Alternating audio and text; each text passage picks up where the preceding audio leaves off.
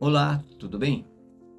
Prosseguindo nosso estudo acerca dos dons do Espírito, eu gostaria hoje de contar uma experiência. Certa vez eu estava num lugar, tinha uma praça e tinha uma loja grande. E os funcionários, quando eu entrei na loja, os funcionários estavam assim, folgados, vamos dizer assim, conversando.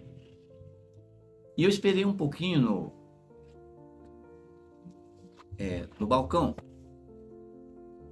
Como eles não vieram me atender, aí eu falei para eles assim: ué, vocês não vão vir me atender? Aí eles falaram assim: você tem um número? Aí eu falei: que número? Eu 666. Você tem? Eu falei: não tem. Ele falou: então não posso vender para você. Aí eu saí assim meio sem graça da loja. E naquilo que eu estava, assim, tinha uma multidão, mais ou menos umas 100 pessoas, e veio do céu algo parecendo um cetro. Se você não sabe o que é cetro, o rei Assuero tinha o cetro, que era o cetro do poder dele. Era uma bola que tinha um cabo e tinha um cordão. E ele carregava aquilo na mão. Então, se ele virasse para cima, a pessoa estava salva. Mas se ele não gostasse, ele virasse aquele cetro para baixo, a pessoa morreria. E naquilo que eu estava olhando,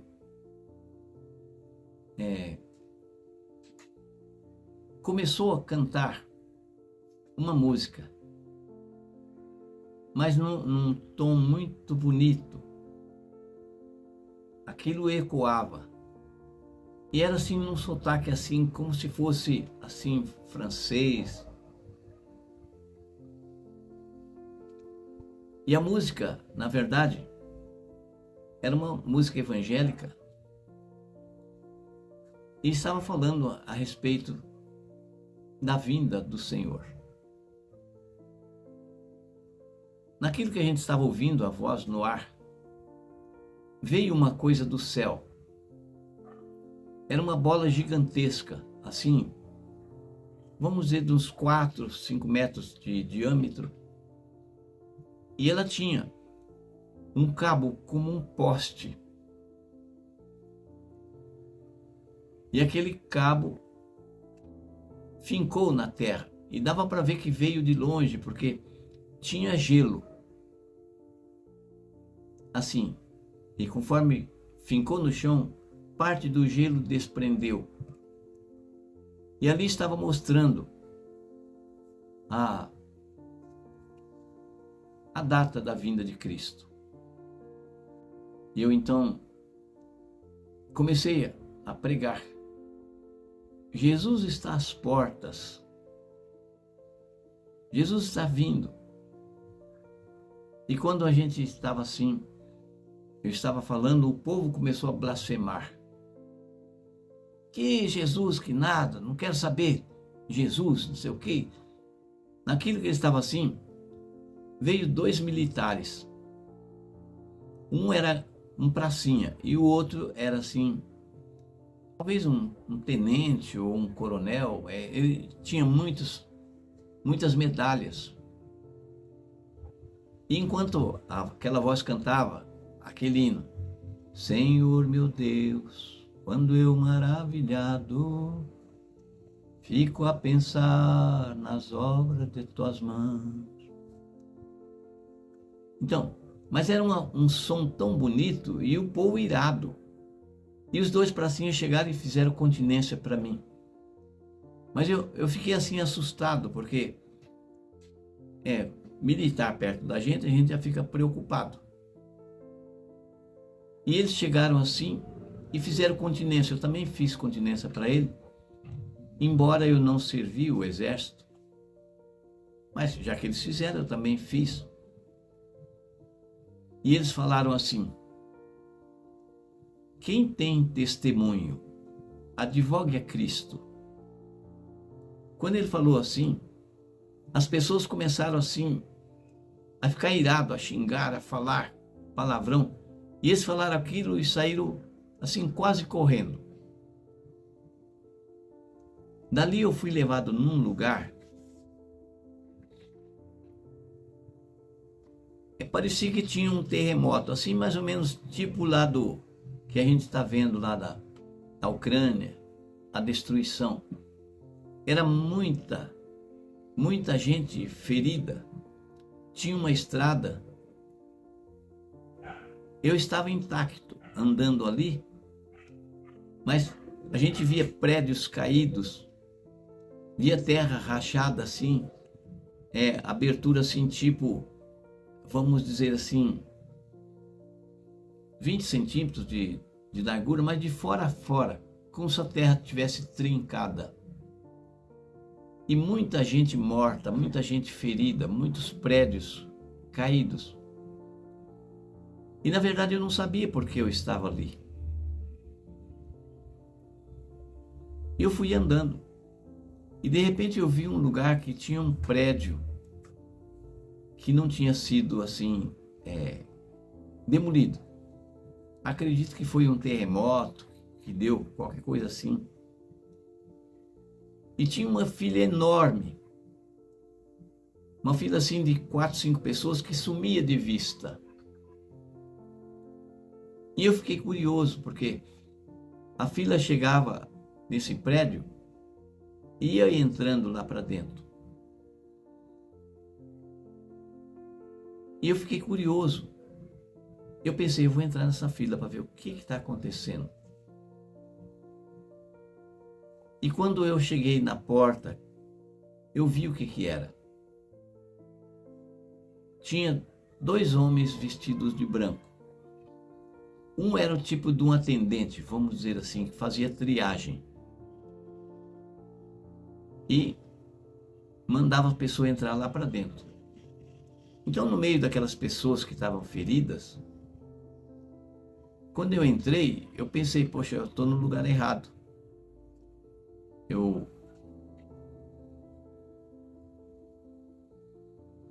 não tenho nada, não estou sentindo nada, não tenho problema nenhum. E eu quis virar para voltar. Aí a pessoa que estava atendendo, tinha umas 3 pessoas na minha frente, falou, você aí, espera. Aí eu vi que ele estava falando comigo, aí eu peguei, esperei ele atender 2 pessoas mais, mandou lá para dentro. E quando chegou a minha vez, ele falou assim, chegou e me beijou no rosto e falou no meu ouvido, irmão, abra tua Bíblia em Jeremias 1, de 15 a 19.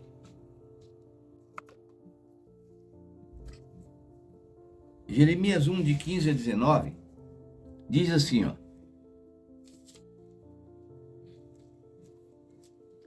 Porque eis que eu te convoco, eis que eu convoco todas as famílias dos reinos do norte, diz o Senhor, e virão, e cada um porá o seu trono à entrada das portas de Jerusalém, e contra todos os seus muros ao redor, e contra todas as cidades de Judá. Eu pronunciarei contra eles os meus juízos, por causa de toda a sua malícia, pois que me deixaram a mim, e queimaram incenso a deuses estranhos, e se encurvaram diante das obras das suas mãos. Tu, pois, cinge os teus lombos, e levanta-te, e dize-lhes tudo quanto eu te mandar. Não desanimes diante deles, porque eu farei com que não temas na sua presença. Porque eis que eu te tomo hoje por cidade forte, por coluna de ferro e por muros de bronze, contra toda a terra, contra os seus reis de Judá, contra os seus príncipes, contra os seus sacerdotes e contra o povo da terra. Pelejarão contra ti, mas não prevalecerão contra ti, porque eu sou contigo, diz o Senhor, para te livrar. Então nós vemos aqui o chamado de Jeremias, quando o anjo falou para mim, me chamou de irmão, beijou meu rosto e mandou eu abrir a minha Bíblia em Jeremias 1, de 15 a 19. Na verdade, o mesmo ministério que foi dado para Jeremias foi dado para mim também. Então, na realidade, hoje eu estou vendo a obra que Deus me deu, a missão que Deus me deu, de falar contra as cidades, contra a maldade do povo, contra a idolatria. E o Senhor me põe, como pôs Jeremias, como coluna, para lutar. E ninguém vai prevalecer, porque o Senhor é comigo para me livrar. Então, irmãos, é muito importante esse chamado. Eu sempre guardei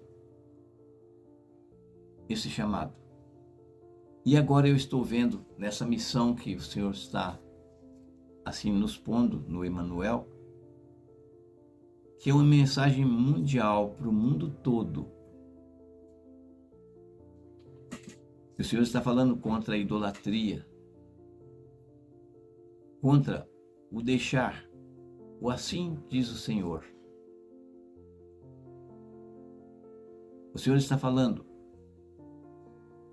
que o primeiro mandamento dele, na verdade, foi quebrado. Todos pecaram e destituídos estão da glória de Deus. E Deus está dando uma oportunidade. E a gente vai ter que falar sem medo, porque Ele promete estar conosco. Ele promete. Então, aqui, na realidade, não está falando só para crente. Todos os moradores da terra, todos vão ter que ouvir que Jesus Cristo é Senhor, que Ele é o único caminho, que Ele é a única verdade, é o único que tem vida. Então, é artigo definido. Ele não está falando que Ele é mais um caminho. Eu sou o caminho, eu sou a verdade, eu sou a vida. E Ele fecha as suas palavras dizendo: e ninguém vai ao Pai a não ser por mim. Todo mundo sabe que o Salvador do mundo é Jesus. Mas cada um tem andado nos seus próprios caminhos. E o Senhor precisa de mim, precisa de você, para a gente levar esta mensagem. A mensagem do primeiro anjo de Apocalipse 14, 6, que diz: temei a Deus e dai-lhe glória, e adorai aquele que fez o céu, a terra, o mar e as fontes das águas. Então, nós vemos que a hora do juízo do Senhor está chegando. E Ele está chamando a pessoa não para temer de medo, mas respeitar. E essa mensagem nos leva lá em Êxodo 20, verso 11, onde Cristo está mostrando a supremacia do seu reino, do seu governo, no quarto mandamento, que está bem no meio do decálogo. E como nós sabemos que em Tiago 2,10 diz que quem tropeçar num ponto é culpado de todos. Então nós vemos que todas as religiões, todas as instituições, todo aquele que vive nesse planeta de 8 bilhões de pessoas vai ter que ouvir que Jesus Cristo deu a vida pelo mundo e está dando uma última oportunidade. É uma mensagem que está trazendo vida ou morte, está trazendo separação na sociedade, no lar, entre amigos, entre religiões. É a sacudidura que a igreja diz, é o peneiramento, é a separação do joio e do trigo. A nossa luta maior não é com a destruição que todo mundo está vendo aí, os terremotos, mas a luta maior vai ser no interior, no coração da pessoa, que muitos vai ter que deixar pai, mãe, irmão, amigos, igreja, sociedade. Porque Cristo requer muito mais do que um simples aceitar Ele como Salvador. Ele quer ser Senhor até da tua vida, que não te pertence. Se Ele precisar, nós temos que render a nossa vida. E nós vemos que só Jesus guardou os mandamentos do Pai, que são os 10 mandamentos. E você está sendo convidado também para voltar às raízes e guardar os mandamentos do Senhor, que está lá em Êxodo 20. Então, porque Jesus suportou e assumiu a nossa culpa, Ele sendo inocente, Deus o ressuscitou dos mortos. E lá em Filipenses está escrito que Deus deu-lhe um nome, e nesse nome, todos, grandes e pequenos, servos e livres, vão ter que se dobrar e reconhecer que Jesus Cristo é Senhor, para a glória de Deus Pai. Você que está me ouvindo, veja na Bíblia. Não foi Maomé que morreu por você. Não foi Buda. Não foi o presidente da associação. Não foi pastor. Mas foi Jesus, que deu sua vida e aguarda ansiosamente que você tome uma posição para que Ele possa realmente te selar com o selo de Deus, que é o 4º mandamento. No 4º mandamento da lei de Deus está o selo, a perfeição, o nome do seu Criador, o seu mantenedor, que é o nosso Deus. Que Deus te abençoe, que você venha entender. Que Deus te abençoe, que você venha a fazer um acordo ou um concerto com Deus para guardar os seus mandamentos e ter a fé de Jesus. Nós vamos prosseguir no próximo vídeo. Nós vamos responder mais uma pergunta. Como saber se estamos salvos? Fique atento na próxima edição. Veja e se inscreva e nos ajude para que o evangelho possa ser levado a toda a terra.